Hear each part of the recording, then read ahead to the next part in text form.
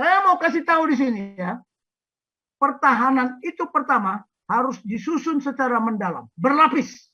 Kalau Anda sebagai musuh, kira-kira Anda menyerang dari mana? Jadi pertahanan pertama harus disusun secara mendalam. Yang kedua, harus menembak lebih awal. Itulah makanya saya bilang terima kasih kepada Edi Mulyadi. Karena kegoblokan dia, ketahuan bodohnya kan. Mengapa perpindahan ibu kota menjadi isu yang paling hebat sekarang ini? Isu-isu PIR, isu-isu Pak Dudung, pernyataan statement-statement itu.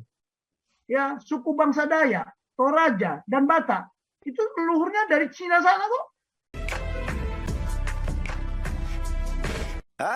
Demi Allah saya bersumpah bahwa saya akan setia kepada Negara Kesatuan Republik Indonesia yang berdasarkan Pancasila dan Undang-Undang Dasar Negara Republik Indonesia tahun 1945.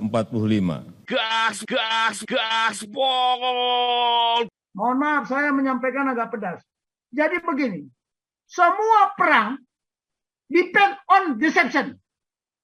Tadi saya lihat Pak Sinaga bilang, oh memang harus tersamar. Iya. Saya mau kasih tahu di sini ya, saya pengajar doktrin. Pertahanan itu pertama harus disusun secara mendalam, berlapis. Nah kalau Pulau Jawa sudah berlapis nggak kita? Kalau Sumatera sudah berlapis nggak? Lihat, saya nggak bisa ditayangkan peta. Nanti kita tayangkan pada berikutnya. Kalau Anda sebagai musuh, kira-kira Anda menyerang dari mana? Dari selatan dan dari barat Sumatera. Kenapa? Karena mereka bebas bermanuver di laut. Karena mereka punya kemampuan kapal induk. Jawa Sumatera dikuasai. Padahal itu adalah istilahnya garda terdepan. Ya. Di depan sekali harus disusun. Pertahanan kita ada enggak? Saya kemarin ngomong, mana coba cek pertahanan menghadapi serangan dari wilayah barat. Lihat wilayah barat itu, terbuka enggak? Dari wilayah selatan, sudah siap nggak? Di mana meriam-meriam itu disusun? Di mana peluru kendali kita disusun? Sementara Australia, cek aja. Paling depan di mana peluru kendali? Di Pulau Christmas. Dan mereka menggunakan doktrin nggak? Doktrin. Kita ini ngerti nggak doktrin? Katanya sistem pertahanan rakyat semesta. Rakyat ini ngerti nggak? Tolong. Pertahanan terbaik adalah apa? Menyerang.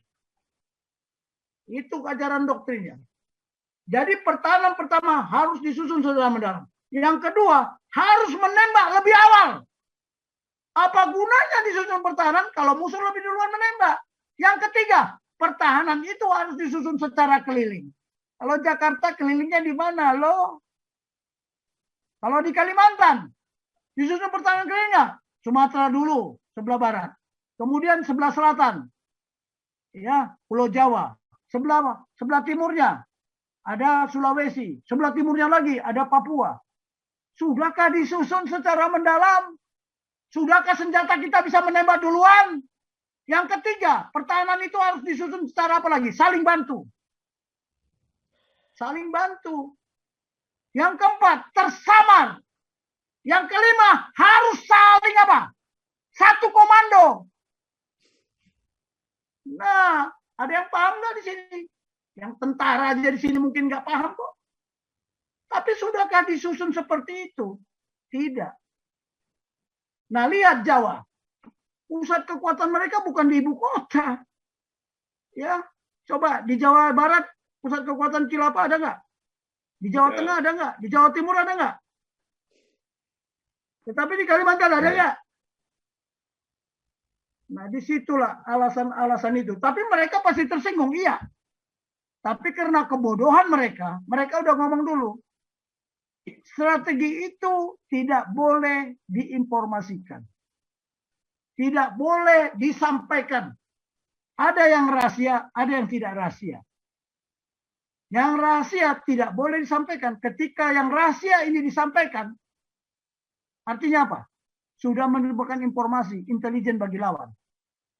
Itu ajaran strategi yang saya dalami dan itu juga yang saya ajarkan. Jadi ketika kita strategi kita sampaikan, udah mereka tuh menyampaikan strategi sendiri kan. Itulah makanya saya bilang terima kasih kepada Edi Mulyadi.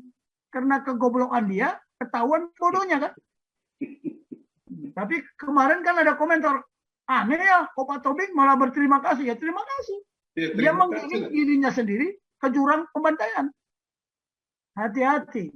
Ya semua harus ada cadangan dong. Ya, kekuatan cadangan. Bahkan kekuatan cadangan itu harus lebih kuat dari kekuatan yang bertempur di depan. Makanya Kostrad itu pasukan cadangan strategi Angkatan Darat. Kostrad itu bukan komando strategi, tidak. Pasukan cadangan. Komando cadangan strategi Angkatan Darat. Dia harus lebih kuat dari yang lain. Karena dia cadangan. Emangnya cadangan itu ada sampah? Oh enggak.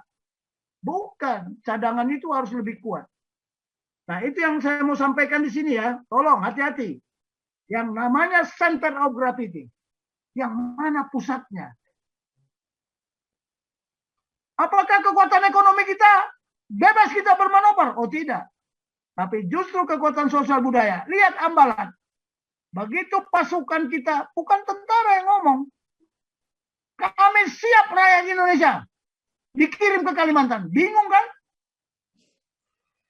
Bingung aja. Teman saya waktu itu kasar, namanya Suparno. Lu jual gua beli. Walaupun Panglima di atas ngomongnya, jangan menembak duluan. Tapi yang kalau di bawah, no way. Begitu ada indikasi, ambil duluan. Tembak duluan. Saya bilang sama Pak Prano, you are a good one. Makanya dia jadi kasar. Padahal dia waktu itu komandan Guspur lah.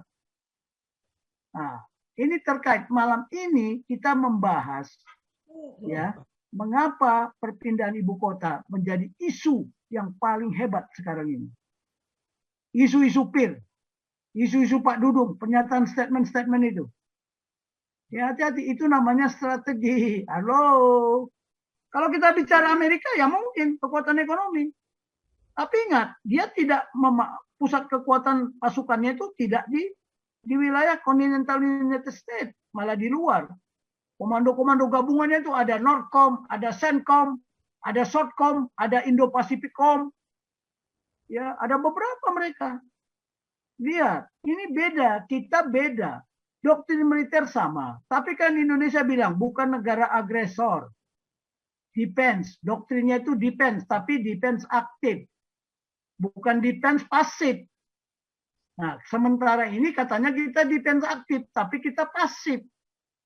Sudah jebol semuanya. Siapa bilang pertahanan ideologi nggak jebol? Siapa bilang pertahanan ekonomi nggak jebol? Siapa bilang pertahanan politik nggak jebol? Politik kita, politik negara. Dulu melalui musyawarah untuk mufakat. Melalui permusyawaratan dan perwakilan. Sekarang tidak. Melalui voting. Berarti Pancasila itu sudah tidak dilaksanakan secara murni dan konsekuen. Saya katakan pusat kekuatan kita ada di Pancasila. Di mana? Di sila yang mana? Persatuan Indonesia. Tapi dilandasi. Dilandasi apa? Sila pertama dan sila kedua. Melandasi sila keempat dan sila kelima. Kalau nggak ada semangat persatuan, ada musyawarah untuk mufakat. Apakah ada akan tercipta keadilan sosial? Itulah yang tidak dipahami oleh elit-elit kita ini. Kita di mana belajar Pancasilanya? Saya Indonesia, saya Pancasila. Bullshit. Mana buktinya? Sekarang generasi ke depan, dia punya apa? Punya doktrin. Believing by seeing. Tapi kalau kerajaan Tuhan, berbahagialah orang yang percaya, walaupun tidak melihat. Kalau sekarang, Anda percaya nggak kalau Anda nggak melihat? Nah, masalah perpindahan ibu kota memang harusnya melalui proses pengambilan keputusan. Proses pengambilan keputusan itu harus membahas, pertama, informasi. Informasi yang sudah ada, yang telah ada. Informasi saat ini, ya, untuk melihat seperti apa nanti ke depan. Kalau dulu mungkin membangun ibu kota bisa 30 tahun atau 20 tahun. Tetapi mungkin dengan teknologi yang baru sekarang mungkin bisa. Nah, pemerintah sudah menyampaikan bahwa dana membutuhkan 400 triliun lebih. Itu dari APBN 100 triliun. Ya, dari investor, dari Jepang, dari Arab, dari Inggris. Ya, karena Tony Blair terlibat. Putra Mahkota terlibat, unit Arab. Kemudian satu lagi dari Jepang, Masayoshi Shisan itu. Coba kita lihat dulu lah. Tapi Khilafah bilang semuanya dari Cina. So what? Memang kita diobok-obok. Itulah strategi gobloknya mereka itu. Ya kan? Strategi gobloknya mereka. Lah orang Dayak, ya suku bangsa Dayak, Toraja dan Batak itu leluhurnya dari Cina sana kok. Kenapa adat istiadatnya hampir sama? Kenapa semua membawa marga? Ya, coba lihat orang Batak itu mempertahankan marga. Tapi kalau Arab nggak kan bin, Abdullah bin mana nggak jelas. Ya kan, tolong ini itu budaya ya, jangan bawa budaya Arab kemari. Bin Atang. Oke. Bin Salabin. Nah, bin Salabin. Nah, itu tadi. Emangnya lampu Aladin apa? Bin Salabin. Oke, itu pertanyaan yang 4 sudah saya jawab ya. Saya bukan berdasarkan otak saya atau berdasarkan pribadi saya, tidak. Makanya saya kupas referensinya tadi. Tapi referensi itu digunakan oleh negara lain juga. Cuman bagaimana kita melogikakan? Bagaimana kita mensublimasi, mencari esensi? Kenapa dari daun serai bisa menjadi minyak serai? Kenapa dari kelapa sawit bisa menjadi solar? Itu kan disublimasi.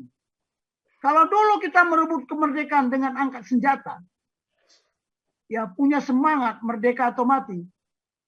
Lebih baik mati dengan debu kemerdekaan daripada hidup, ya hidup nyaman di alam penjajah.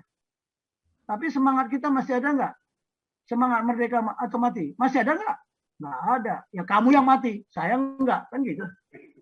Oh, tunggu dulu. Tanya itu, kilapa itu. Kalau perlu penggal kepalanya. Supaya dapat menyadari. Kenapa kita nggak bilang penggal kepalanya si Haikal itu? Si Somad itu, Yahya Waloni. Kenapa kita nggak berani? Karena dia melanggar konstitusi. Namanya melanggar konstitusi, pengkhianat. Di luar negeri digantung itu. Lihat, Ali Buto. Digantung nggak? Kenapa? Melanggar konstitusi kan? Digantung sama siapa? Digantung sama Ziaul Haq. Kenapa? Memberikan Pakistan Timur menjadi Bangladesh. Sorry aja. That's the way.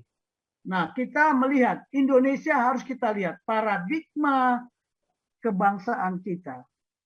Paradigma kemarin kan sudah kasih tahu apa definisi paradigma. Landasan, ya kerangka landasan kita berpikir. Ya, dalam kehidupan berbangsa bernegara, di mana kita hidup di Indonesia, bukan hidup di negara Timur Tengah sana. Sampai dunia ini akhir zaman tidak mungkin khilafah bisa mendirikan negara di Indonesia ini. Dia bisa. Negara Republik Indonesia ada, negara Indonesia Islam Indonesia ada, tetapi tidak akan utuh lagi bangsa ini. Tidak akan utuh lagi negara kesatuan Republik Indonesia. Karena dia melanggar ideologi, melanggar konstitusi, melanggar ajas-ajas dan prinsip. Bukan ajas-ajas orang Arab di sini. Ya, saya tegaskan di sini. Terima kasih. Anda telah menyimak video ini sampai selesai. Silakan tuliskan masukan atau pengalaman Anda sesuai tema video yang kami sajikan. Kami berharap masukan Anda bisa memberi edukasi sebagai bahan pertimbangan untuk membangun pola pikir positif. Kepedulian Anda sangat bermanfaat membangun generasi dalam menyikapi narasi atau sumber berita. Terima kasih. Dan salam damai untuk Indonesia bersama Reaksi Nusantara.